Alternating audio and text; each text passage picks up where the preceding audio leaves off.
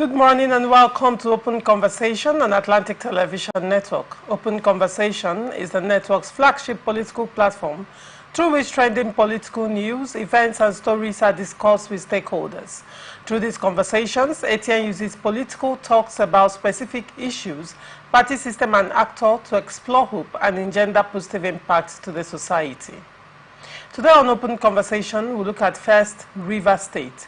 Court restrains APC National Working Committee from conducting congresses.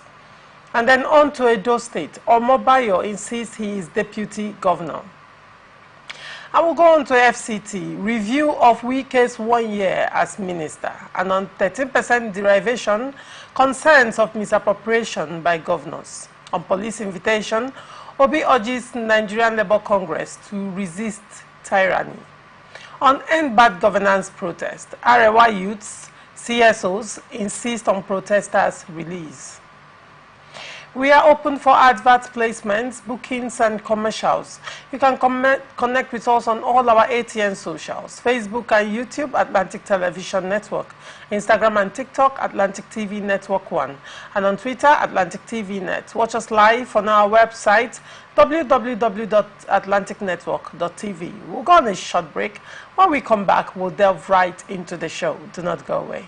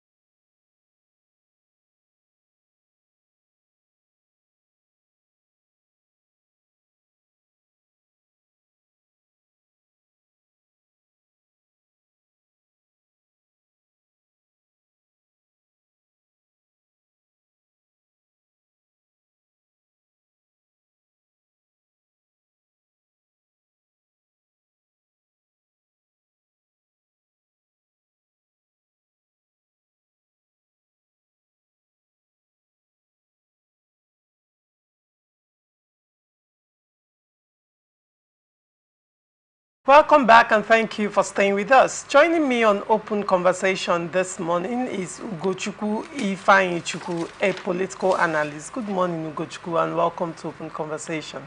Gracia, good morning and happy weekend. You know, today in Nigeria they say it's thank God it's Friday. So we thank God we have outlived the week. And today the world celebrates the remembrance of slave trade as enshrined in the UNESCO calendar, and the abolition of slave trade. But that brings a question to my mind, Laurentia, and I made a primary investigation and found out that kerosene, a liter is sold at 2,000 plus. So I now ask, have we really left the slave age? Are we being mortgaged? Or why do Nigerians suffer and pay a lot of money to get what God used in blessing this country? That's $1 million question for our leaders to answer. All right. And on to the story.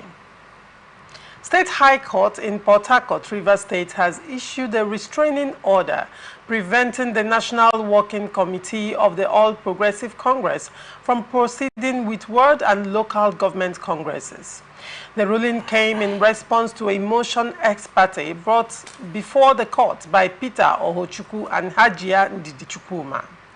Justice Godwin Olo, who presided over the case, issued a court order that bars the APC National Chairman Abdullahi Ganduje, Secretary Surajuddin Ajibola Bashiru, and the APC itself from conducting the scheduled world, local government and state congresses set for October 11, 16th and 26th, 2024. The court's decision also restricts the defendants from supervising, holding, monitoring, or otherwise conducting elections related to the formation of the Rivers State Executive Committee. Additionally, the national leadership of the APC is prohibited from enacting any plan to suspend the current state executive led by Emeka Beke. Ugochukwu, what is your reaction to this story?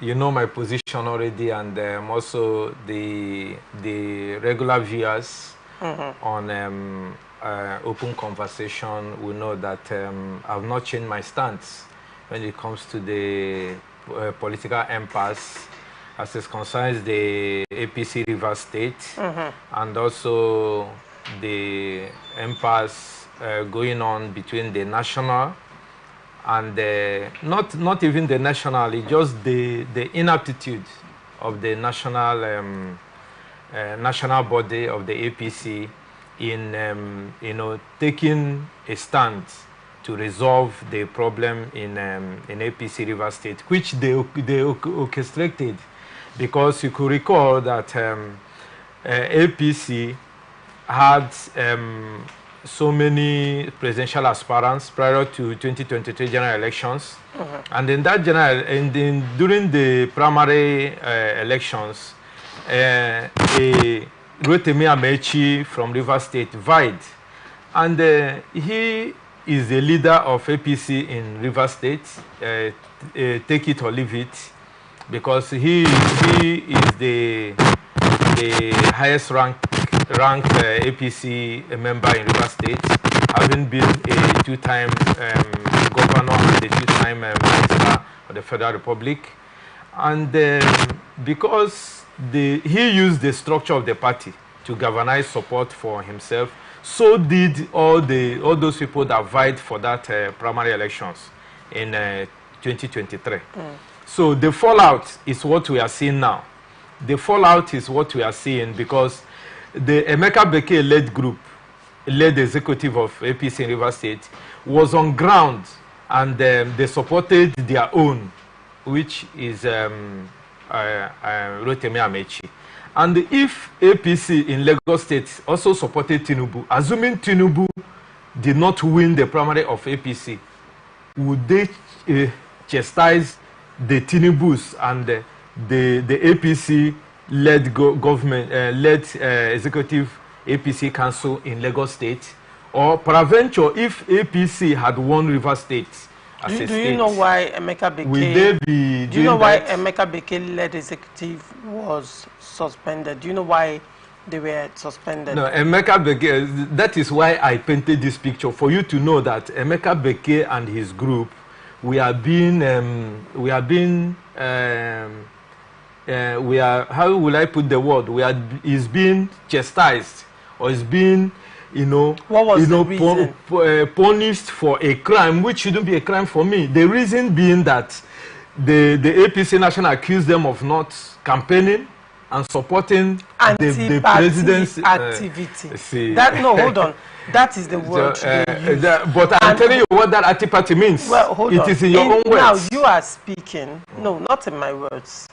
In the words of the National Working Committee of the AP, they were suspended for anti-party activities. Which anti-party? Particularly in the presidential election. Now, you are speaking and you're saying, yes, from my own perspective, as a non-state actor in APC issue. And who is also a follower and a watcher. Hold on.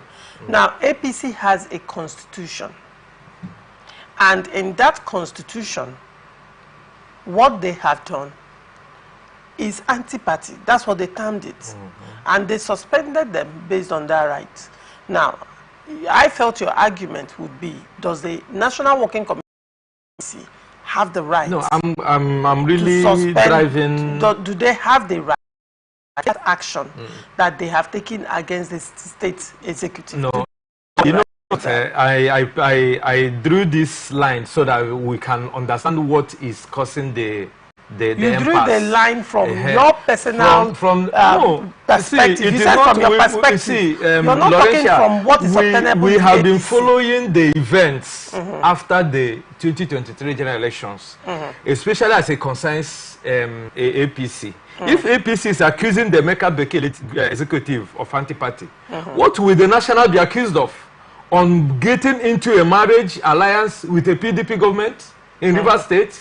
Has any other party won Rivers State prior to 2023 general elections? I mean, in the presidential, where you have a PDP governor and you have PDP senators, House of Representative members. Then when you go to the presidential elections, the facts speak for themselves. So who is the person among Emeka-led executive in Rivers State and a Ganduje-led group, which was led by the former Nasarawa State governor, the former Nasarawa State governor, Abdullahi. So who is to be accused of anti-party? Because look at it, my principle fell out, and everybody has their opinion, has the way they react to issues. My principle fell out, and his body language shows that he's not going to support someone he felt that, if not for the stepping down and support he got from other aspirants, that I should have won. And he has the right to be indifferent. Then the party in the state also have a governorship candidate in the person of Tony Cool. How did the national executive of the APC supported and sent a delegation to come and campaign for Tony Cool? Let us bring those things to the table and look at it critically. We are not being sentimental here.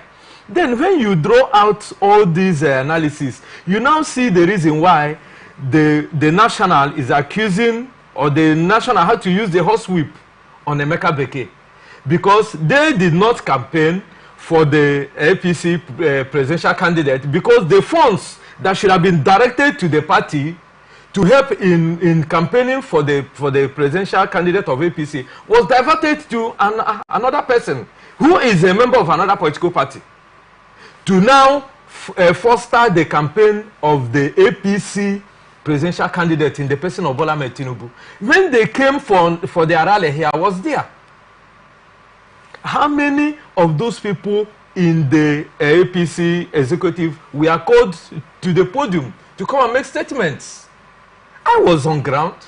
I went because I had interest. Said when APC came for the presidential rally. At that point that APC came for the presidential rally, the question is, which of the presidential aspirants or candidates as at that time did the Emeka Beke-led executive pitch their tent with? That is a question for you to digest. Yes, that's a question for you to digest, because the question is, at that point in time, they had already pledged their allegiance to another presidential candidate of another party. It's a clear thing that happened. So you cannot invite them to a podium that they have clearly abdicated and said they are not party to. That's a very clear, that's a very clear and concise event. And what happened to you? No, not but to I'm bringing it to the, I'm bringing it to you again after this. Hold on, not to me. I am just telling you what has happened. So in order to save time, Emeka Beke was the Emeka Beke executive was dissolved for anti-party activity. Let us let that clear. And that's what the National Committee decided. And to even further buttress or concretize what the National Working Committee has said. Now, after a court reinstated Emeka Beke, in his first speech, he aligned clearly with the governor. I have blamed him on this show. He clearly aligned with the governor and also told the governor that... But you know, I blamed him on this show. Hold on, Ugochukwu. And clearly told the governor that his executive, the APC, that is the faction of APC that is being led by him, is fully supporting him, and they will work hand in hand with him. If that is not anti-party activity, I don't know what it is. And again, I asked you a question during that conversation, and I said, in Rivers State as it is right now, who actually is even playing the role of opposition? The caretaker committee chairman led by, the caretaker committee led by Okocha, or Emeka Beke. I mean, all of us are spectators. Let me, in 1 minute, paint a picture for you. Before you do that, I still have another guest that needs to, I need his opinion on this matter. I also have with me in the studio this morning, Victor Enyiche, political analyst. Good morning, Victor, and welcome to Open Conversation. Good morning, Larissa. Thanks for having me. Now, I guess you've been listening to the conversation between I and Ugochukwu on the APC saga in Rivers State, and of course the court restraining the APC National Working Committee, the national chairman of APC, Abdullahi Kantuje, and the secretary from holding world congresses. What do you have to say to that? I mean, for me, I think it's politics. I still, like I've always insisted, any opportunity I have, that this is 2027 politics. Playing out now, you know, because you have to start from somewhere. And at this stage, it's party politics. I can't say who is right and who is wrong, but one thing is for sure: everybody's trying to play the game to its advantage. You know, the question of morality, right and wrong, at this point doesn't come to play in politics. If you check it, try to keep a balance. Both parties, anybody can say they are right or wrong. So for me, I think it's just politics being played, and I mean, hopefully, the politics that is being played favors the generality of the people rather than satisfy selfish interests. So, I mean, that's really what I think about this particular court judgment that came out. Yeah. Now there have been concerns and arguments that the court, the judiciary do not really have business with the internal mechanism of political parties, and political parties clearly have mechanisms for themselves, how they resolve conflicts, how they punish their erring members, and all of that. Now, the question, and you recall that with the judgment in favor of Emeka Beke, Tony Okocha decided to go to appeal the and part of the argument he was making was that there is a precedence in the Supreme Court judgment that the court is not supposed to interfere in party politics. It's entirely different. The party have their constitution, their manifesto, their internal mechanisms to resolve issues. So, in your take, very quickly, now the court stopping the party from holding their congresses and all of that, what do you think is playing out? Do not forget, Okocha, on the other hand, has said that they are boycotting the local government elections. There are so many complications if you're looking at it critically, because the question will be, if they boycott the local government elections, to a large extent, they don't have a say to some extent when it comes to structure in Rivers State politics. That's on one hand. On the other hand, if Tony Okocha led a faction said they are not part of the elections, and then the Emeka Beke faction now brings out. How do you see this playing out, Emeka? Victor, how do you see it playing out? For me, I really think that both parties are joking. That's my opinion. You know, for the APC to take part of an election, there has to be a process to put the house in order, which you and I know from the last election, or before even the last election, that house has not been in order. Of course. So who is going to be the person organizing the people to contest? I mean, most of their members have either defected or declared themselves as inactive, or say they've not been members of the party. There's no organizational structure to say, okay, this is the structure we're going to use. So for me, I think it is not even going to be credible or realistic for either the Emeka Beke or Tony Okocha to conduct or to take part of an election. Look at the different local government, the people that are their leaders in the local government. Either most of them are either with the simplified government currently leading the simplified movement in quote, and also in other parties. So who are the people that are going to contest? So I think for me, politicians should get serious. Because now, this move by the National Working Committee to bring some level of sanity, because of course, if these congresses were conducted, there will be structure, because now this will be elected party executives at the ward and state level. But then Emeka Beke made a move, his faction made a move and stopped this from happening. Well, you could say it's an existential struggle for Emeka Beke, because probably if the National Working Committee that has refused to acknowledge the court judgment, if they come out to hold these elections, do you see any person on the side of Emeka Beke even imagine an elective position? You know, in arguing back and forth, the APC can actually hold claim and say Emeka Beke does not have the locus to challenge, them in the sense that he's going in the capacity of chairman of the party. And he's not recognized. Remember, there's an appeal. Yes, by Tony Okocha. Aside from that, there was a judgment delivered, from the High Court against Emeka Beke that and Emeka Beke has appealed. So, subsequently going to another High Court. That was part of the grounds Okocha had. Yeah, so if the case is still in appeal, what it means is that Emeka Beke is still out. Because a judgment from the appellate court prior to this one. Yes.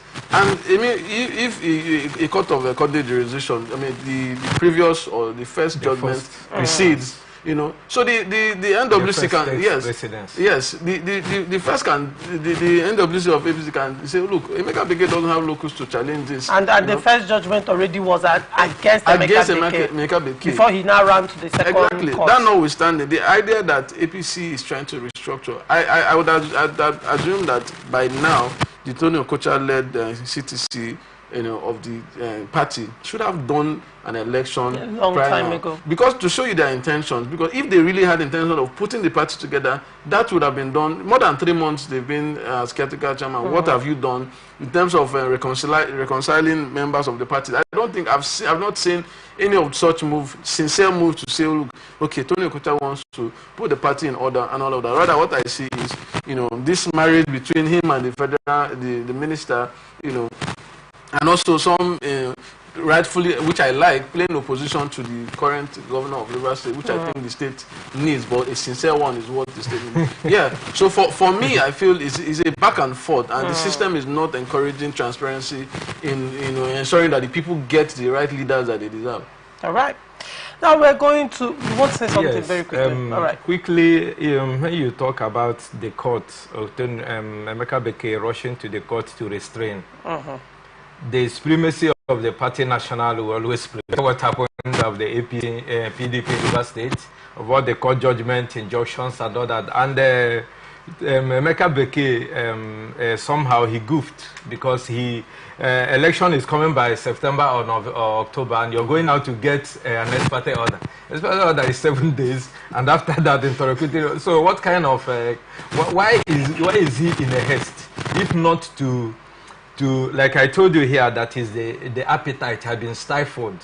It has been, he has lost some ground, so he needs to oil himself, oil those his bandwagon followers, because in your sister station, when I discussed it, I said that you cannot, for what he's doing now currently, is not what I expected of him. Somebody who has lost touch and friendship and affinity with the national should have immediately gone into reconciliation, set modalities in motion to reach out to some of the big shots and try to galvanize them, you know, bring peace.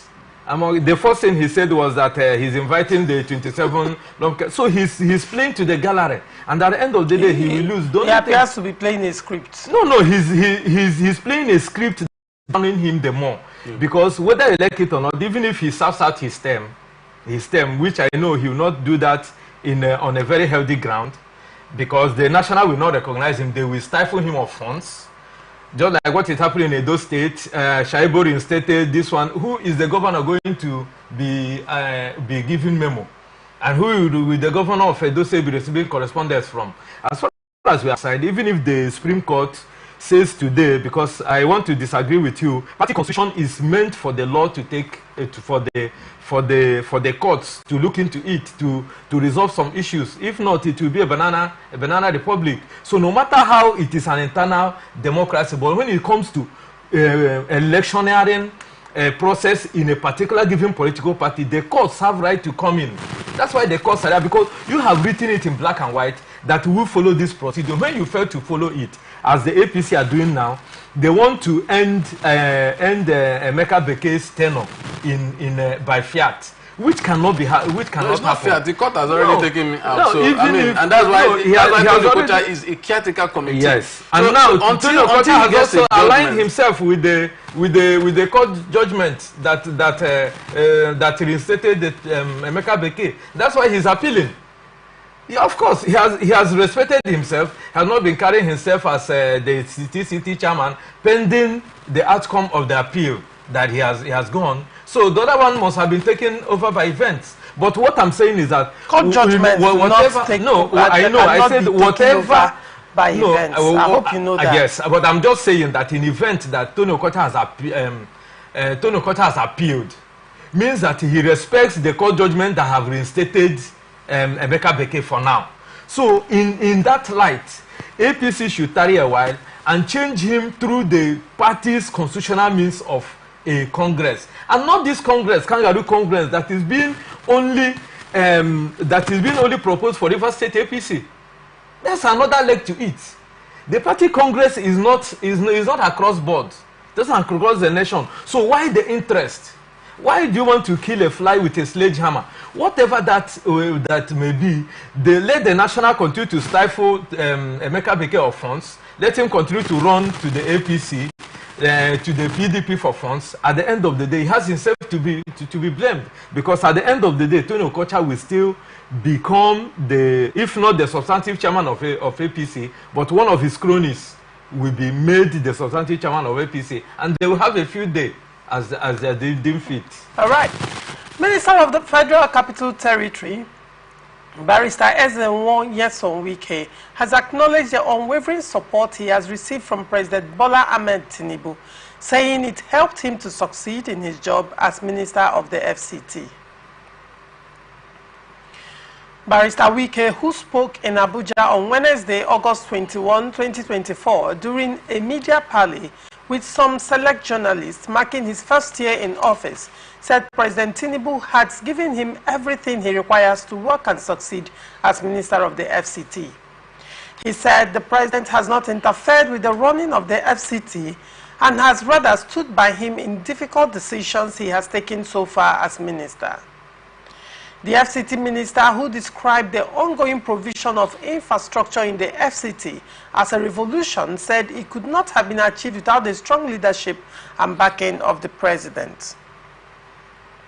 He also disclosed that the support of the President for the withdrawal of the FCT from the Treasury single account, as well as establishment of the FCT Civil Service Commission, in addition to the inclusion of youth and women in governance, were some of the key policy initiatives that have helped to translate the renewed hope agenda of the President into dividends of good governance in the FCT. The FCT Minister further disclosed that President Tinubu has also increased increase the financial threshold for capital projects in the FCT from 1.5 billion naira to 10 billion naira, which he said has helped to eliminate unnecessary bottlenecks and ensure the timely delivery of infrastructure projects.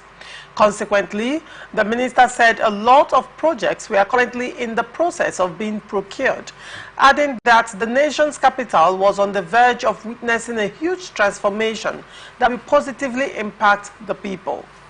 He further disclosed that the provision of road infrastructure will cut across the city center and the satellite towns. Inclusive among the road projects to be executed, according to the FCT minister, are the 18-kilometer link road between Nyanya, Orozo, and Kashi to Apo, as well as a dualized road from Kuje Township to Gwagwalada Area Council in the southern flank of the city. He said the road projects, when completed, will help to decongest the Abuja city center and improve the lives of residents in the satellite towns, as well as encourage agricultural activities. He said development is not restricted to the cities alone, as rural areas will see huge impacts in the next year. The minister equally reviewed plans to collaborate with the private sector in provision of roads to new districts to encourage real estate development in order to address the challenges of housing deficits. He also disclosed that the FCT administration has improved security in the nation's capital, thereby making the city more secure and comfortable for its inhabitants. He said the overall objective of the administration is to make Abuja one of the best cities in the world where people can stay comfortable and secure, and thanked President Tinubu for the confidence reposed in him to carry out the task of transforming the city. On agriculture, the minister, who stated that the FCT has a comparative advantage in the production of rice, yam and cashew, said rural roads were being constructed as part of the inclusive agricultural policies of the FCT to provide access to farmlands in the rural areas. He added that the FCT was also considering the option of partnership with the private sector, leveraging the vast arable land to increase food production. Victor, you're well versed with the FCT. You do live there. I mean, you tribe between FCT and River State. I need a first-hand account of the works that the FCT minister has been so loudly applauded for. Are these things true, Victor? No, of course, the works of the minister in the FCT, not just in the FCT, but even in the satellite towns, is obvious. One, I think the only way you would want to criticize is if you have a personal grudge with the minister in terms of his activities. But first of all, what I want to mention is the idea of maintenance. You know, one of the problems we have in this country or this part of the world is maintenance culture that we don't have. But I can say that, since he became minister of the FCT, there has been that constant maintenance of, several activities, several processes of governance in the FCT, which is quite good. One is sanitation. The sanitation aspect of Abuja, if you left in just a couple of days, you see it's very obvious how bad, it is. But so far, it's been consistent in terms of maintenance. Another thing I give kudos to him is traffic. There's usually a lot of traffic, especially, there are times if you're going there, for instance, there's certain persons that walk out of town, like the Nyanya area, that go to Nasarawa, Kefi and all of that. Maraba. Yes, Maraba. During the evenings, there are usually heavy traffics along that area, but, he has managed the traffic well. I've seen changes. That's congested to a large extent. Yes, the fact that it didn't deteriorate, and of course there's been changes, is the free flow. That road has been expanded, moving down to, Nyanya, Nasarawa and all of that. So he's done quite well in terms of infrastructure. Even some of the assets of the government in the FCT. The other day I went to what they are renovating the church, what they call the economical center. Yes, they're doing renovation even in the central mosque. If you go to the stadium, they are doing renovations there. And these are public areas. You go to the parks too. They're all of that. The road system. Basically, it's obvious that the minister has tried. One of the issues that usually was a problem in Abuja you know, in terms of, there's places they call lungus, you know, in almost every city center, there's like the backyard in the aspect. Yeah, the ghettos. The ghettos, and what they've done is managed, and that's where insecurity comes out for most of the time. Okay. And they've managed, you know, security in those areas, involved communities in security, which I see quite interesting. These days, you move around and you see security. Local vigilantes. Yeah, local vigilante, which for me, I think, so far, so good. And the FCT minister is doing. Abuja is a place that has a lot of influential people, and if not properly managed, you know, one big man can come and look and take this decision in this area. But so far, it's been a good one. So I mean, give kudos to the FCT minister in terms of even new roads. If you're going out to the airport road, you're going back to Lugbe, those other areas. I mean, Lugbe has opened so much that it doesn't look like, you know, it used to be. Yes, I mean, developed. Real estate is growing, and I'm saying down to the Kuje area, and Maraba, and all of that. So I think the FCT minister is doing quite well when it comes to infrastructure. One thing I can't really say for sure, and I understand why it's like that, you know, Abuja, because of the way Abuja is in terms of human capital development. Right. You know, most people in Abuja are like, you know, focus on their businesses. You hardly, I think the number of people that are largely dependent on the government in the FCT, you know, in terms of, okay, I think it's quite low. You have mostly civil servant and business people. It's commercialized. So, yes, so it's commercialized. So people are just like Lagos, focus on their businesses and all of that. And the environment is conducive to do your business lawfully. So in that aspect, you know, it's difficult for you to say, okay,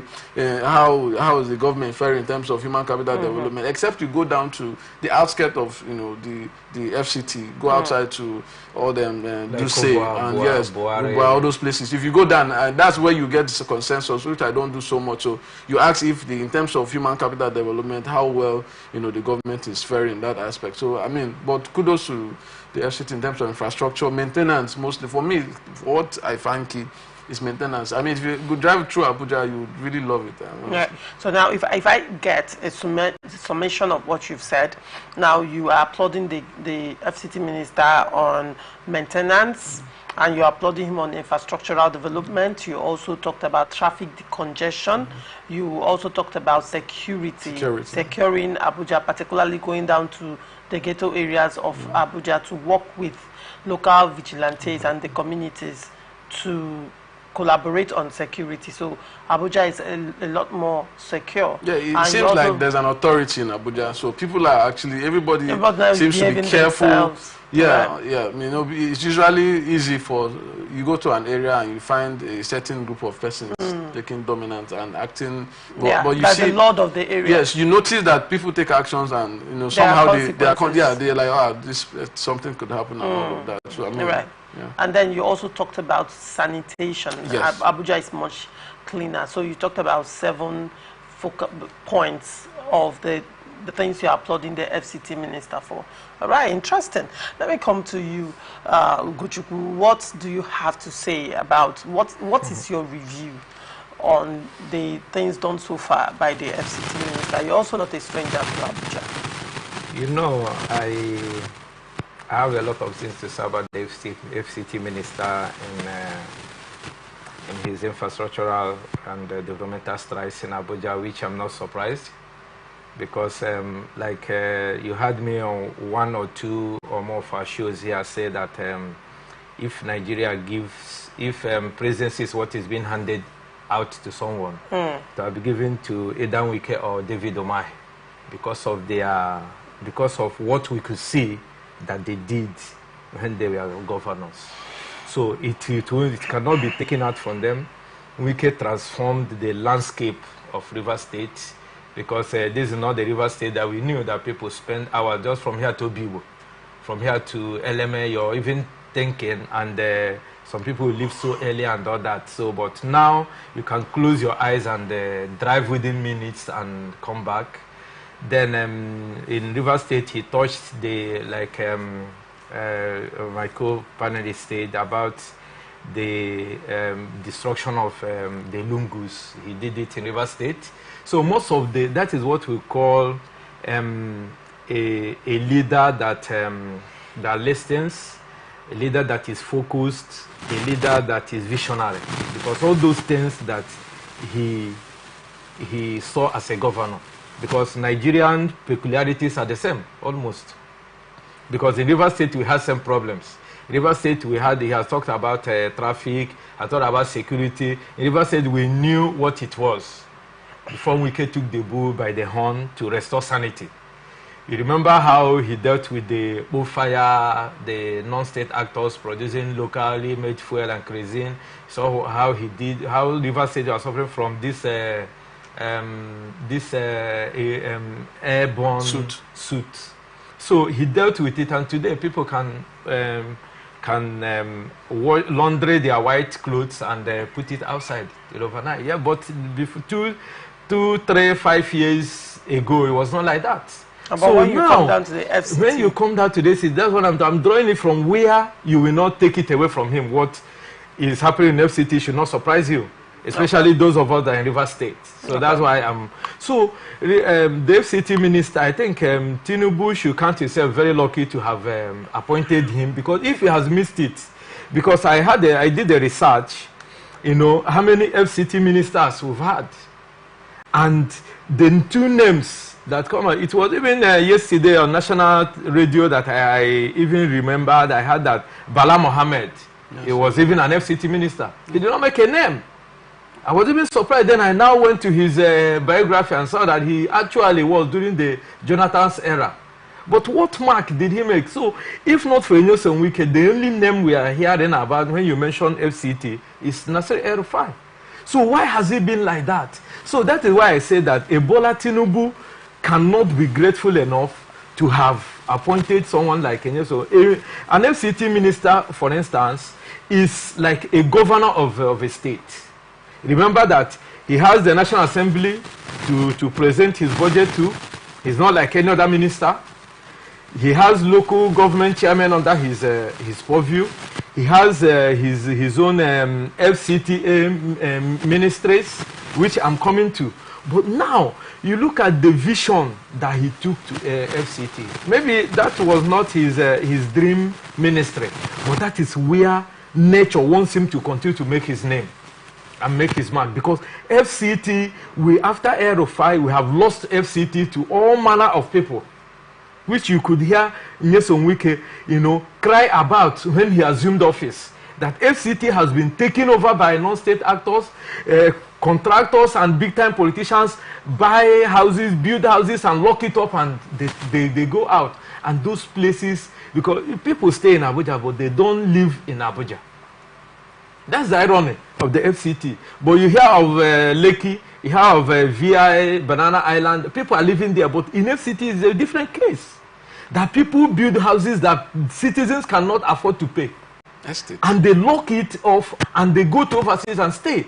And you are mortgaging Nigeria, suffering the working class, suffering the middle class, and the middle class disappeared in the FCT.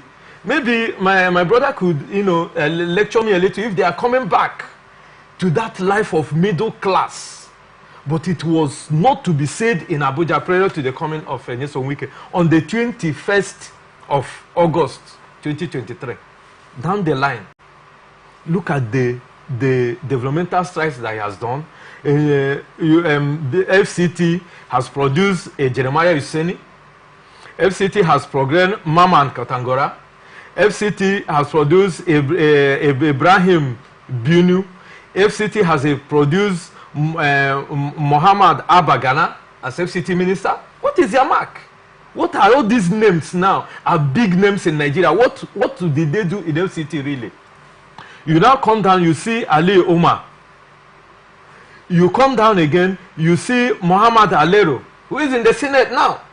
He has been a 3rd or 4th-time senator. He was a 2-time governor. What was his mark in FCT?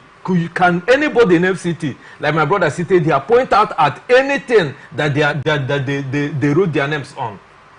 Okay, now you now see an El-Rufai. You now come there, you now see Bala Mohammed. You now see the worst of FCT ministers. As the investigation I did yesterday said it's not the worst of Ifeanyi Ugochukwu. They say that Muhammad Musa Mbello was the worst FCT minister who even was the longest serving from 20 to, you know the countenance and body language of Muhammad Buhari. He appointed him in 2015 and he left office with him. And the Nyesom Wike now went and inherited a dilapidated, disorganized, disenchanted, and FCT minister taken over by all manner of state, non-state actors and all manner of hoodlums. And you know what greeted the FCT minister that would have put fears in him when he arrived at Abuja was the insecurity. Abuja was already captured. We can say in the last 3 months now, we have not heard about kidnapping. To the extent that a military convoy that was going on rescue was ambushed in the same FCT and some of the personnel killed when Nyesom Wike arrived. People were being kidnapped, pastors were being kidnapped in their homes, lecturers were being kidnapped, students were they just wanted the man to get frustrated, but trust Nyesom Wike, who braces up for when there is a challenge. You know, they say that necessity is the mother of invention. Is the nature of the Abuja Nyesom Wike met that energized him, that redoubled his effort, and he stamped his authority, started by revocating lands that people got through the back doors. People got acres of land from whatever means. You know, after El-Rufai left, people went back to Abuja to want to colonize Abuja the way it was before and El-Rufai came. So Nyesom Wike now has come to rewrite his name in gold in Abuja again. Why is he doing that? Because he's not working for a Tinubu. It is not as today. Nyesom Wike is marking his 1 year in office. Bola Ahmed Tinubu marked his 1 year in office, 29th of May. So this is the name of Nyesom Wike. He's writing, but most of those ministers think that they are working for their principles. All right. But look at what is happening now. Nyesom Wike has come to rejig the security architecture, interfacing with the security chiefs. Now he calls for media parliament now and then. Of course, we saw him as a state governor do it. Which of these FCT ministers that I mentioned their names now called the media parliament that the whole world watch them, right, you know, roll out what they achieved or what they intend to achieve. Nyesom Wike came out to roll out a blueprint.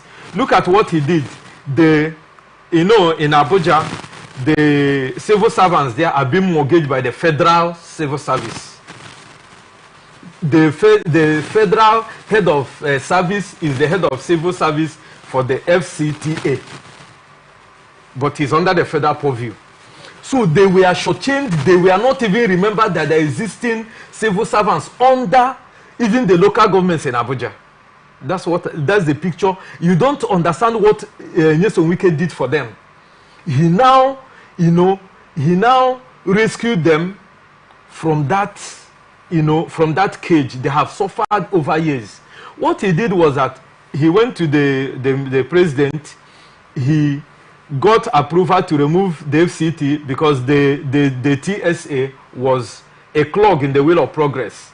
He got the FCT out. He now led the civil servants to have their own head of service. He now have permanent secretaries and head of departments from the local governments that are heading their various local governments. He now went also into the rural area and now begin to work with the traditional rulers in the 6 area councils, which have not happened. You know that each party has lost Abuja. Each ruling party has lost Abuja from the Jonathan era. Even the state house, they normally lose the polling booth in the state house. But what did the Nyesom Wike do? Nyesom Wike came and look at those things that were making people to be dissatisfied with any administration that hitherto should have benefited the people in the city first. What did he do? He went for the completion of the vice president house, which had been awarded and abandoned. Some of the projects he made on ground that have been completed now were awarded in 2007 and 2011. But now you find out that he has completed and he's building Abuja division of the Federal High Court or Federal Appeal Court. the Abuja FCTA division, not the Abuja Federal Division. There should be a clarity in the sense to what I'm saying that just we have done, because people may not understand it. Why is there Court of Appeal in Abuja, and how is there High Court in Abuja? And you're building this division is for FCTA. He's now building quarters for the judicial, which we saw him do here. He has now talked about revamping of the rail lines. He has completed it. He has completed a lot of projects that even the Mr. President, the only thing that he used in marking his 1 year in office was the projects being executed by Nyesom Wike. I sat here and I said it. Which other minister presented a scorecard? And Nyesom Wike would have not done that if he had not played the politics of a visionary leader. Look at what he did. He is going to FCT and he made sure that Anakpabio becomes the Senate president. Yes, of course, because his budget will be going to the what do you call it, to the Senate, and if he did not get the backing of the Senate, the backing of Mr. President, he will not be able to execute all this. And he has increased the IGR of FCT by 53%. They are now going to 127 billion. All right, Ugochukwu. As we can see. So these are some of the achievements that, and many more to come. The only thing I want him to do is that he should go into the rural areas, the localities, and uplift the health, health infrastructure, maternities, and primary health cares. And also he should look at the rural roads, those things that have made the Abuja people that were removed from their comfort zone to that hinterland to feel a sense of belonging. That is what he should look at in his second tenure, as in his second year as FCT minister going forward. Very, very detailed explanation there, Ugochukwu. Victor, very quickly on a lighter note before I move on to the next story. Last time I visited Abuja before the FCT minister, I was greeted with a very gory sight of cattle, cows and herders along the expressway, even blocking the highway on Abuja. Like, we had to wait for them to cross, and I'm like, okay, this is the Federal Capital Territory. What is going on? I mean, not even at night, during the day. Victor, is that still obtainable? Yeah, it is, honestly. It's still very much obtainable. Yeah, but I think what they've done is, they have routes. What they've done is created alternatives, some even through interland, in the city, for them. But I mean, we still see them. So, but is it still as rampant as it was? Or okay, you're saying it's more regulated now? It's more regulated than and before. When you say rampant, it wasn't really rampant, at that time. Just that, just like I said, there's an authority. When people recognize that if you do something wrong, you will be scolded for it. I mean, there's this agency that. What's his name? Felix Ogwa heads in the municipal. Forgotten the name, but they are the ones in charge of controlling. That movement. The environment. Yes, the environment. So I think they're doing, in terms of that, it's not as frequent as it used to be. You still see them, but not. But they are now very regulated. Yes. Okay, interesting. And there is something I want to add to it. We're actually out of time for this. Yes. The FCT minister has done something very expedient in his administration of FCT, in trying to make sure that Apo road, you will not understand the Apo road, that people are commending him, Apo to Asokoro. It is a no-go area, despite the fact that is the place they call the big men area, but the roads were impassable. The roads were in deplorable condition, because I've been there severally. And also, another kudos to him is what my brother said about the renovation that is going on with the Ecumenical Center, which the Christians in Nigeria has not even galvanized themselves to really finish.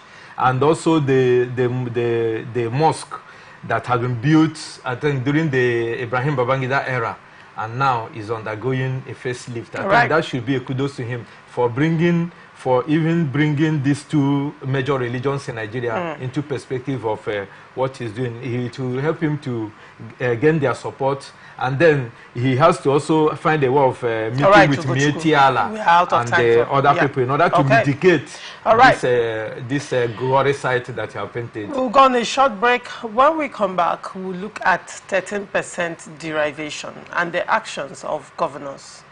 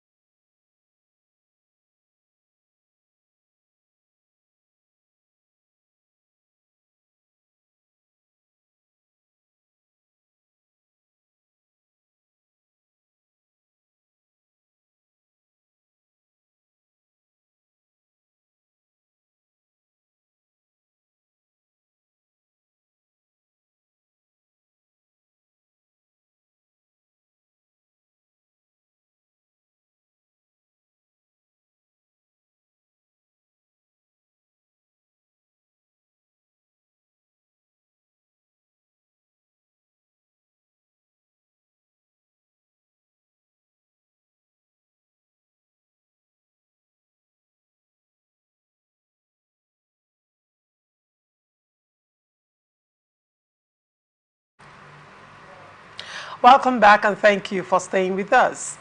There are growing concerns over how the 13% derivation funds meant for the oil-producing communities are being used by the governors of the 9 Niger Delta states. The 13% derivation is the fund set aside to assist oil-producing communities tackle infrastructural decay and degradation. Recall that the Niger Delta region has gotten trillions of naira constitutionally accrued to it through 13% derivation for over 23 years, with over 600 billion naira of that sum already gotten in the first half of 2024.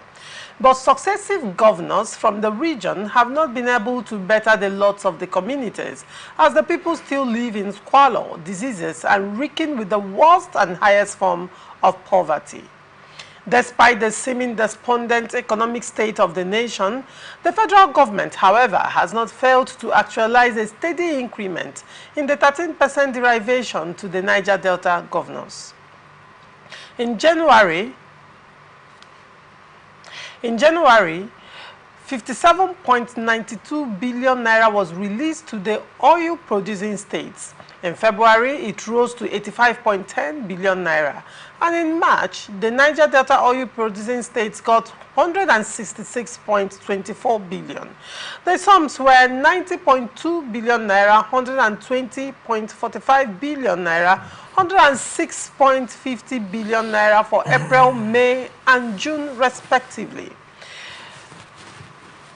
ATN conducted an investigation to these areas, these oil-producing communities, and you will weep when you gauge the abject living conditions with what has been allocated to them. No electricity, no drinking water, no roads, and a total lack of basic amenities.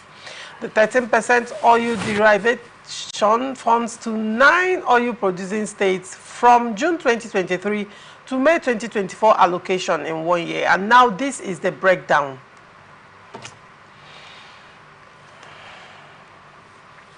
Delta states, 211 billion 69 million. Akwa Ibom state, 127 billion 77 million. Bayelsa State, 115 billion 53 million. Rivers State, 110 billion 96 million. Edo State, 22 billion 36 million. Ondo State, 19 billion 45 million. Imo State, 8 billion 88 million. Anambra State, 6 billion 76 million. Abia State, 5 billion 5 billion. This breakdown comes from statistics, FAC. The questions are, is there anything commensurate to show for the large inflow to the states? Secondly, what are the governors doing with these funds? Let me start with you, Victor Enyiche. What are the governors doing with these funds? That's number one. Number two, with the monies so far allocated to these states from 13% oil derivation funds, would you say that the infrastructures you see on ground, the quality of livelihood of the residents of these states, they are commensurate with these monies? Now, do not forget, we are not looking at the IGR yet. We are not looking at the increased FAC allocation yet. We are just talking about 13% derivation, even though we'll still come to that as well, and I'll reel out the figures for you. But then, with what you have seen so far with the 13% derivation, would you say that whatever the governors have put on ground is commensurate? We can actually take a cursory look at River State, because I mean, this is where we live, and this is where you can say with every surety that this is what it is and this is what it's not. Well, I mean, it's a profound no, and I'm sure you know that. You know, my problem with some of these issues are the name, first of all, is derivation, means it's derived from somewhere. The question is, where is it derived from? Now, if you look at just a case study, we're working with River State.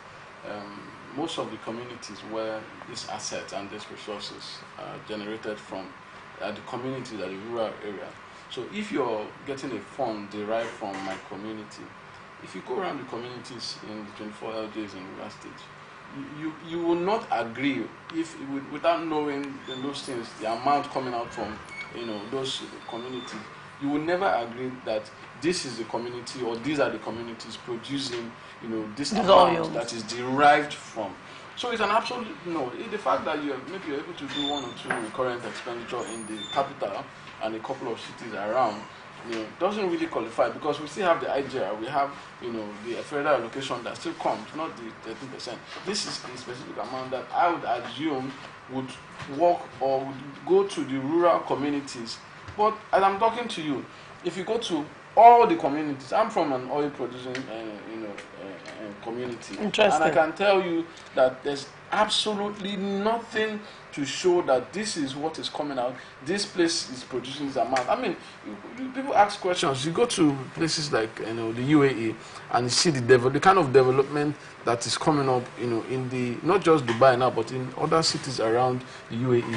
You understand how, okay, look, this money is coming from here. First of all, there are roads. I mean, you can't go and not find road.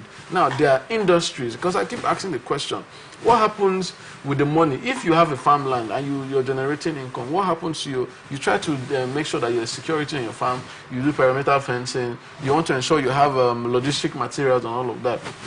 That is what I would expect in the communities, but from the amount of money that is generated from the rural communities, because that is where, when you say derivation, is derived, it means this is what is coming out. Part of what is coming out, we're giving you 13% as profit from what you're producing. But the question is, the person producing, the environment producing, what is being put back? If you go to Odi today, you would not believe the amount of money that come out of that community. If you go to the surrounding environment, you'll be disappointed that the history that this place carries. So for me, I think there's a misplacement of appropriation and from the leaders, from the various governments that have taken charge of the resources that has been accrued from 13% derivation. And because, like you and I have talked on, I think on this show, where we need to hold the right people accountable. We've not done that enough of that. Go to the community. There are CDCs around the community. Why you say we've not done enough of that? Have we even done that at all? Oh, yeah, because no. you agree with me that this end bad governance in Nigeria, it was directed at the federal government. But people are not asking questions. Yeah, what has the state governors been receiving? So the problem is when people see governance, when they say bad governance, they see the federal government, and that's what people see is governance. Yes, I agree the federal government has a major role in terms of the policy direction of the entire nation. But then you have a huge amount of our resources being handed over, and I said this independently to states, the LGAs, the assembly, to appropriate this in. How many times do you hear the state assembly come up to pass laws, that would create agency that ensures rural development? Because this is where these things are coming from. Their health is at stake.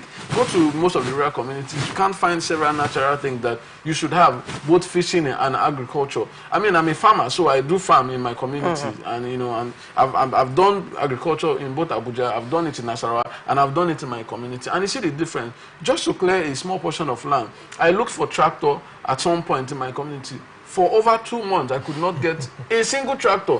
I'm not saying give me for free. I was willing to hire. I could not. And the only one I finally saw from the federal Polytechnic there, the rector boldly told me, he said, look, they've stopped releasing this into the public because the last one, they had 2. One is gotten missing.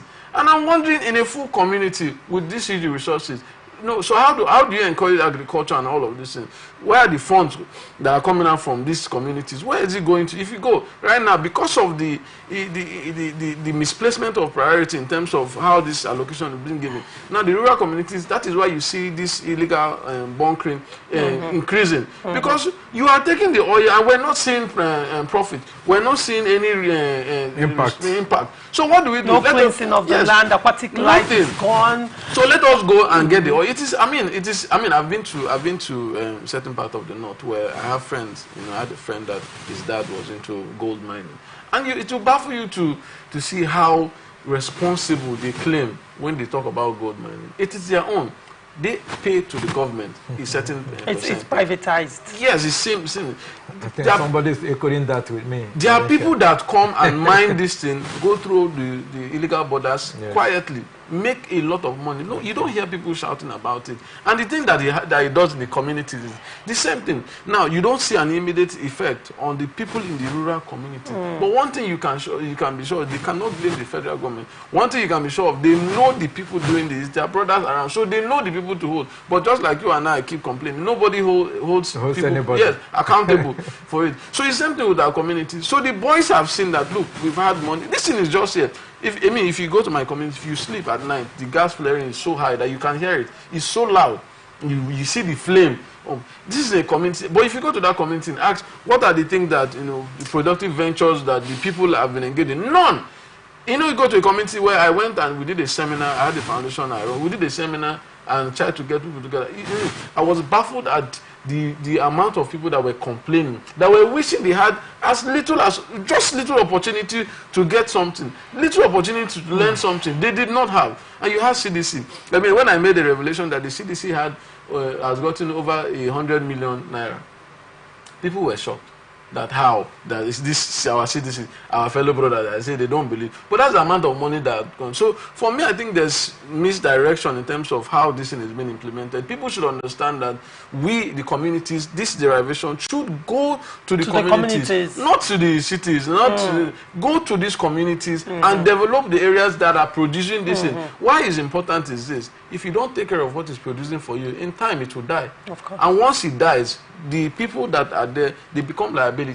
And then the state suffers, the country suffers. So I think we need to try to prioritize correctly. And for me, most importantly, we need to start holding ourselves accountable. Not waiting for... How many of us can go to Abuja to, hold the national assembly? But I mean, the governor is here. So we have people... Is it not the same people during protests? Like, by the way, between January this year and May this year, IGR and FAC allocation to Rivers State is over 400 billion. Let that be on record, over 400 billion. Now you add that to 13% derivation of 110 billion naira.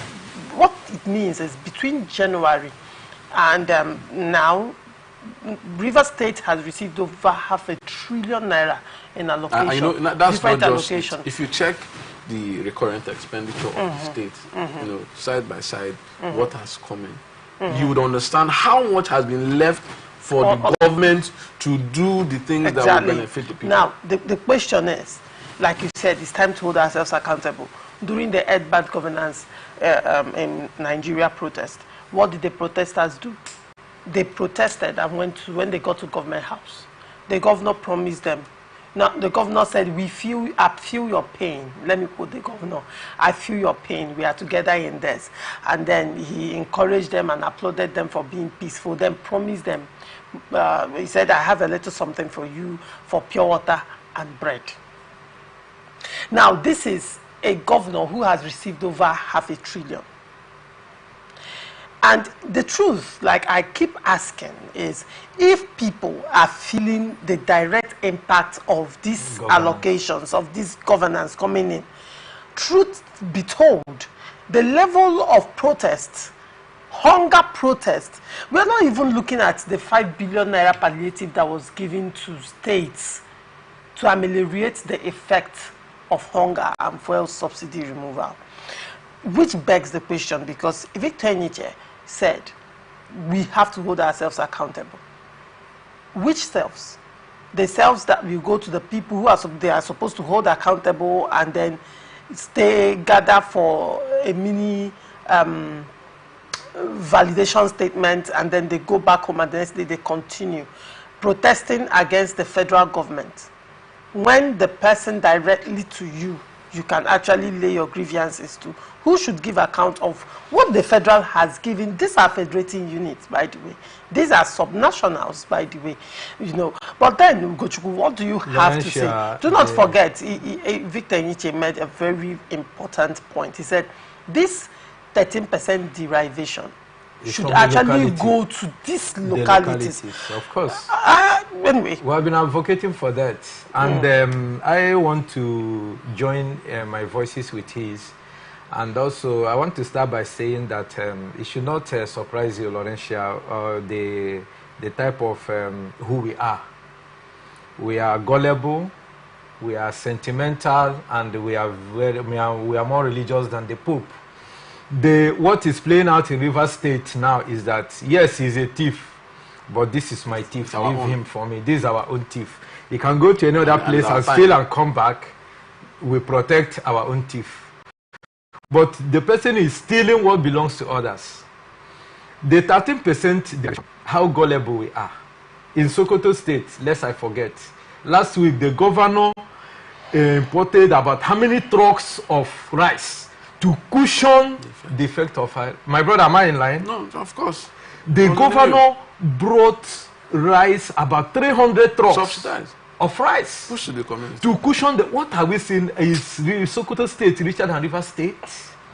Look at the 4 billion. I made a research. The 4 billion they say they gave through Microsoft whatever loan is 400,000. What can 400,000 do for somebody to start a business or to even add to the business someone is doing? You know, the governor and his handlers continue to pride themselves. Hey, we have given for Patre 4 billion. Patre 4 billion that you are giving to about 400 SMEs and they are getting about 400,000. What can 400,000, what impact can 400,000 make in the present reality of Nigerian economy? Especially in River State. So this is it.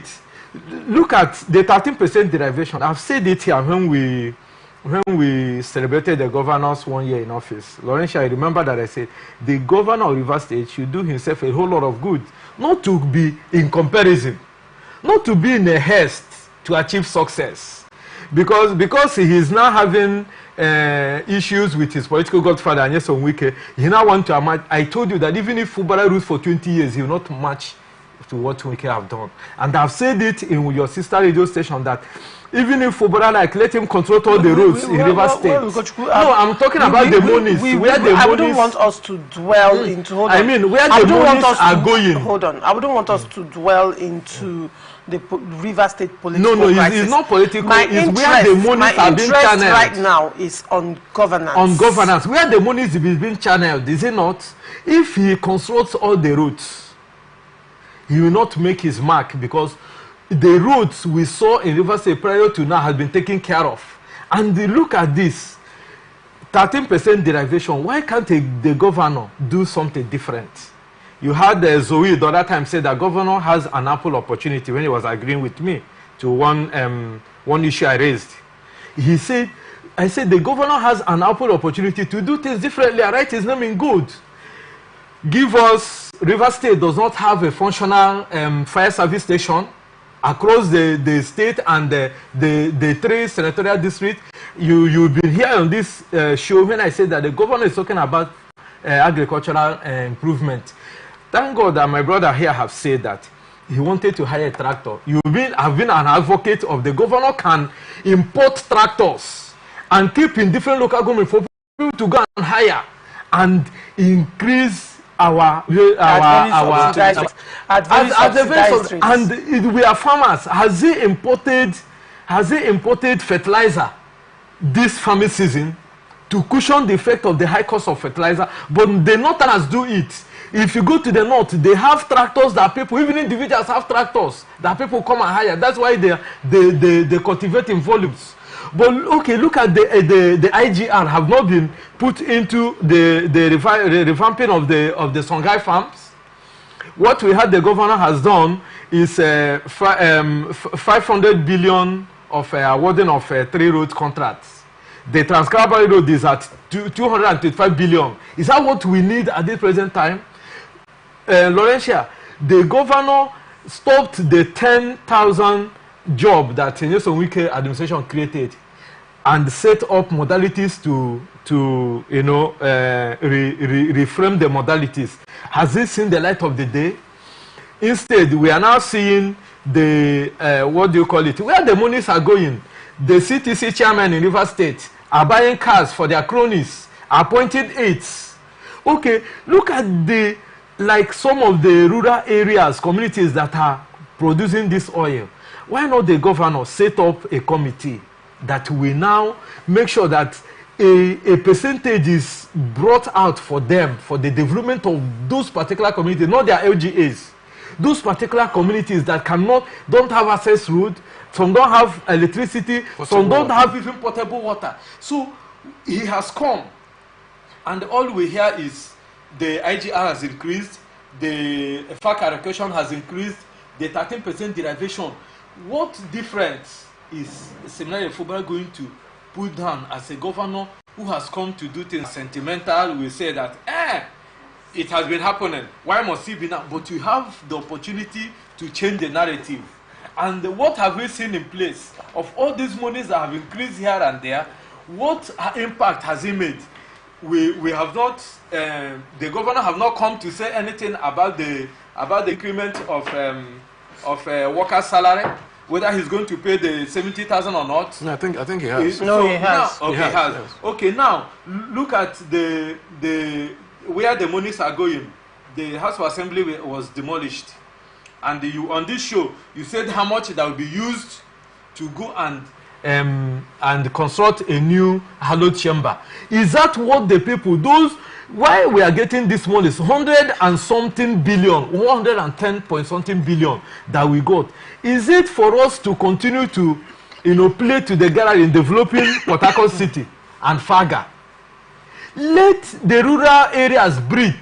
Right. Let them have impact. Let the governor come out and make conscientious effort to redirect this. And in my state, Imo State, you know that one we cannot talk about it because the governor of Imo State has already taken the money of 13% derivation as the extension of his monthly salary. All right, and cannot use it for anything. So, but in River State, where we are seeing people suffering, the governor of River State will do himself a whole lot of good for him to remember those communities, those people that he is now crying that I care for Rivers people, that is Rivers people first. All right. We will stay here and see the impact and the things he will do differently. I thank you for that.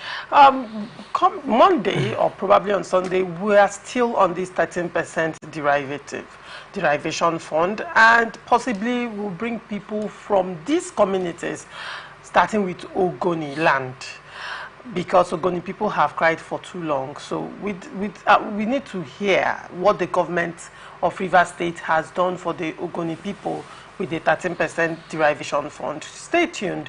It promises to be interesting. And this is where we wrap it up on this episode of Open Conversation. Thank you so much, Ugochukwu, for coming. It's always a pleasure having you. Joma, it's a pleasure, and I congratulate the FCT Minister on his 1 year in office. And we are hoping for more developmental strides in the FCD. All right, and thank you so much, Victor Enije. Thank you for coming. It's a pleasure having you. Always. And thank you for the insight on your community and what the But he didn't mention the name of his community, so that the national radio he said television. Omoko community. So the federal government and the government of Rivers State, we've had insights of Omoko community. And I'm sure, if there's an opportunity, there's a lot of, just like you mentioned, these things that we've been talking about, and of course we should also we will still shed more light on it. We'll begin to follow it up. So probably by Monday or by Sunday, we'll get more persons, maybe someone else from Omoko and another person